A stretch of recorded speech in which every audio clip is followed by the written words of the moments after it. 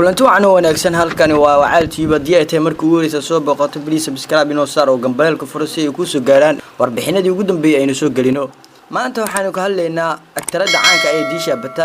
Disha Batani oo sheegtay filimada dagaalka ah hogaamintooda inay ka hesho iyo filimkeeda xiga atirishada caanka ah Disha Batani waxay ku dhex jirtaa waqtigeedii ugu wacnaa Bollywoodka atirishada caanka ah ee Disha Batani waxay ku dhex jirtaa waqtigeedii ugu wacnaa Bollywoodka xidigtan waxa masraxa u saaran filimka Malanga ee la jilayaan Anil Kapoor Aditya Roy Kapoor iyo Kunal Kimu Disha ayaa ka dhawaajisay waqtigan la joogo inay jeceshahay sameynta filimada dagaalka ah iyadoo hogaaminayso ama atirisho koowaad ka tahay waxayna aninkan sheegtay xilli Twitter-ka su'aal ay kaga jawaabaysay taageerayaashooda taageere ayaa weydiiyay filimkeeda xiga door noocee jeclaan lahayd inay ku noqoto